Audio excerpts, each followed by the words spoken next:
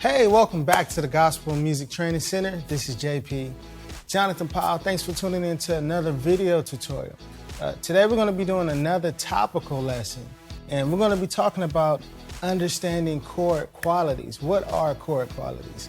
They're very important when it comes down to playing music because it kind of helps you to decide what types of chords, what types of voicings, what types of approaches to use to chord progressions and to songs and to different styles. So we've been asked questions, how do you pick out songs? Like if you listen to a record, how do you know what the musician is playing? Well, one thing to start off with is understanding the chord quality. And within different styles of music, there are specific chord qualities that relate to each style of music. Now, what is a chord quality? Well, a chord quality is the type of chord that you would actually play, whether it be major, minor, diminished, augmented. Those are chord qualities, the types of chords that you would play. And so we're going to dig into that and kind of come with more of a systematic approach of how chord qualities work, and hopefully that will help you to understand and really help you to pick out songs a lot more effectively, because once you figure out the bass note of, the pattern of a specific song or progression, that kind of gives you clues to what types of chord options you have, and the types of chord qualities that you choose really work within specific styles. So for example, if you're playing a worship song, right, the types of chords that you're going to obviously use are going to be major, pretty sounding chord types of voicings and stuff like that. So really, it helps to have a great understanding of chord qualities, and that's why I decided to do this topical lesson, all right? So we're going to be in the key of D flat major. Let's look at the scale in the number system. So D flat is the 1. E flat is the 2. F is the 3. G flat is the 4. A flat is the 5. B flat is the 6. C is the 7, and then we're back at the 1, D flat, all right? So there's a lot of different types of chord qualities that you would play, and we kind of went over some. So you have major chord qualities where you like playing a C major chord. You have minor chord qualities like a C minor. You also have dominant chords, which involve the flat 7th, like the 1, 3, 5 of the scale, along with the flat 7th. We also have augmented chords, which are used in traditional and other styles of music. And then you also have diminished chords too as well. So those are just some of the chord qualities that we're going to touch on. And then obviously with each chord quality, you can actually extend the chord, by adding 7ths and 9ths and 11ths and 13ths and stuff like that. So the first thing that we're going to do is talk about the scale and the number system. Now, when you look at the scale and the number system, there's things that happen in music and in different styles all the time, whether it be a specific chord on the 1 or a specific chord on the 3 going to the 6. There's patterns that happen that you should be able to recognize after playing, a good amount of songs, because songs really are just a lot of patterns that are put together to create, music. Music is just chords and progressions. We always say notes form scales, scales form chords, chords form progressions, and progressions form songs. So when you think about music, music is more of a language, and you got to have a solid foundation. So we're going to talk about the number system and the types of chords that work harmonically just from a basic approach when it comes down to music. So you should know this. This was in the foundational lessons, and I'm just starting from scratch. But you have the 1, 4, and the 5. So in the key of D flat major, we went over the scale and the number system. So you should know that. If you don't, you should write that down, rewind it, and write it down so you can have a reference, a point of reference to actually see where we're at. So the 1, 4, and the 5 in the key of D flat major. The 1 is D flat. The 4 is G flat, and the 5 is A flat, right? So the 1, 4, and the 5. Now, typically, these chords are going to be major. So the chord qualities for the 1 the 4, and the 5. Usually are major chords, typically, but it all depends on the style of music. So in take 2, we're going to cover the different styles of music and the types of chord qualities that relate to those styles, because when you're listening to music and you kind of have an idea what style you're playing, then it's going to help you to narrow the gap on what type of chord to play. So that's hopefully what you get out of this lesson. All right. So with the 1, 4, and the 5 being major, these are typically what happen, under basic circumstances. So if you look at this from a basic harmonic approach by just taking the D flat major chord, because that's the 1 chord in the key of D flat. And this is going to make sense as the further we go along. So if we just take this D flat major chord and take every note that's in the chord up to the next note in the scale. So the top note is A flat. And if we move that A flat to A flat to B flat, and then the F to G flat, and then the D flat to E flat, we're basically just moving up the scale. So if we do it that way, by taking each note of the chord and going to the next note of the scale, we have this. So the 1 is D flat, and that's a major chord. That's a D flat major chord. The 2 is E flat minor. The 3 is F minor. The 4, look what we have here. We have a major chord. The 5, we have a major chord, an A flat major chord. The 6, we have a minor chord, a B flat minor chord. And then the 7, we have a diminished chord, and then we're back at the 1. So just from a basic standpoint, you should see that the 1, the 1, the 4, and the 5 are major chords, right? And then everything else is minor or diminished. Each type of chord quality relates to each tone of the scale. So say, for example, you're listening to a song, right? And then you find a chord progression.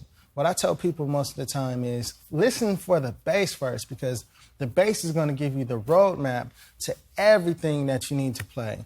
But it starts there. So once you figure out, when you're listening to a song and you hear them maybe do a 3 and then go to the 4, depending on the type of style you're playing, you're going to play a specific type of chord on the 3 and a specific type of chord on the 4.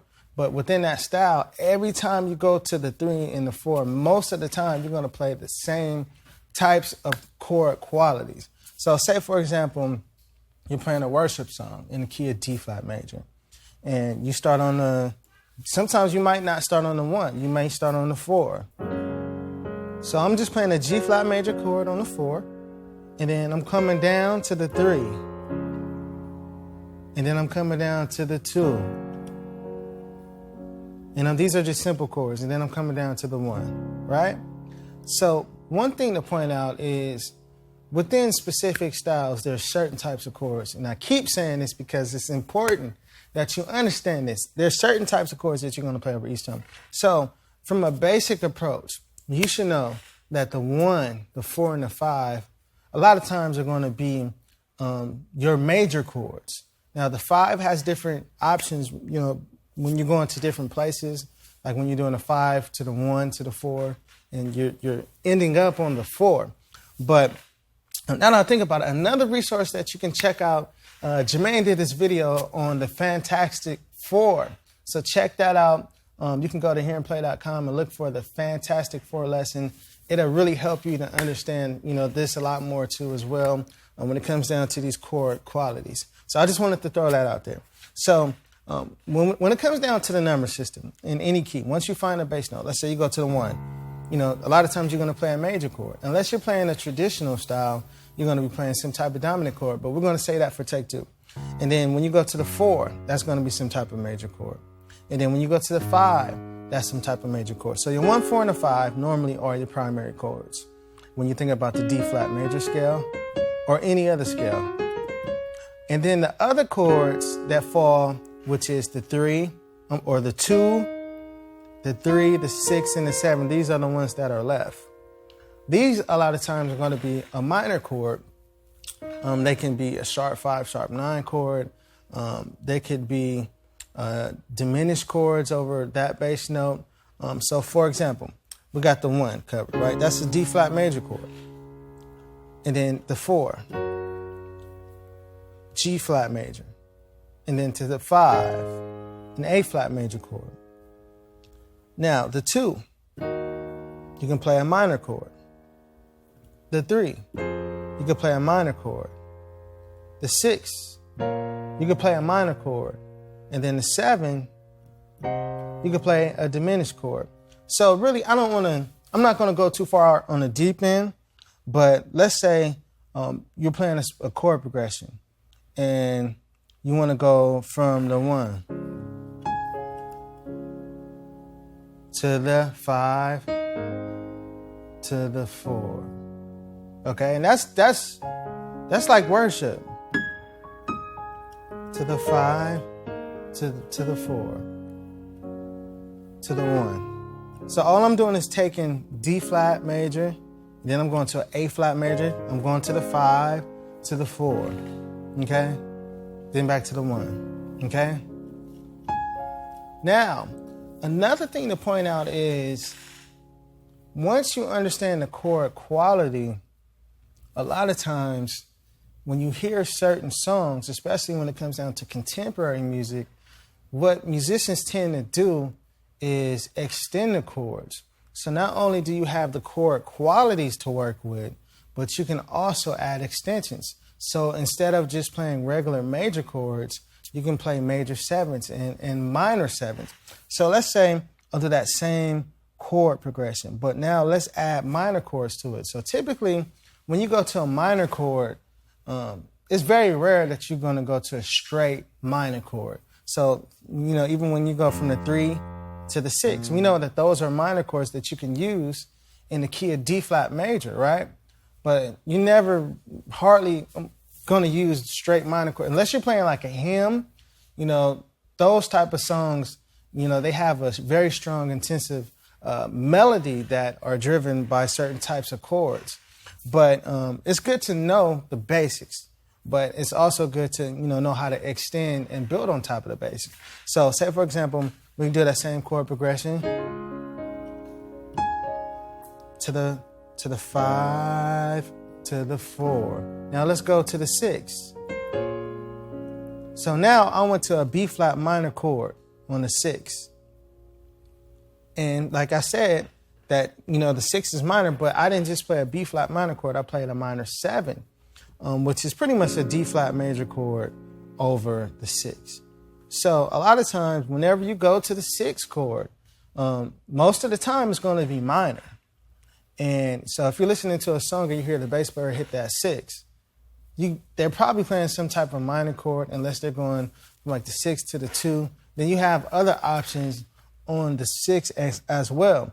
But just from a basic approach, you need to know, how to build these chords. That's why I suggest you go to chord counting and watch the videos on the minor chords, the major chords, and all that.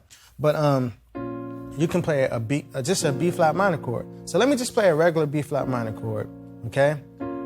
And I'm just going to work with those tones that we've been playing: the 1, the 4, the 5, which are the primary chords, the 1, 4, and the 5. And now we just added the 6 to the equation. So, you can start from anywhere. You can start from the 6. That's just a regular B flat minor chord. Now I'm going to A flat major chord to a G flat major chord. So all I did was go from the 6 to the 5, back to the 5. So to the 6 with the B flat minor chord, to the 5. It's very simple, but because these are the types of chords that you can play automatically, you can come up with chord progressions by messing around with it. And then go to the back to the 1. Okay? To the 5. To the 6. To the 5. How many songs sound like that? But I'm just taking the basic chords, and it's a matter of knowing inversions too. So sometimes once you hit a bass note, you can say, okay, that chord sounds like a major chord, but listen for the melody too. So when you hear the melody, it sounds major, but the top note is F. So what if they're on the 1 and the top note is F, but the chord sounds major?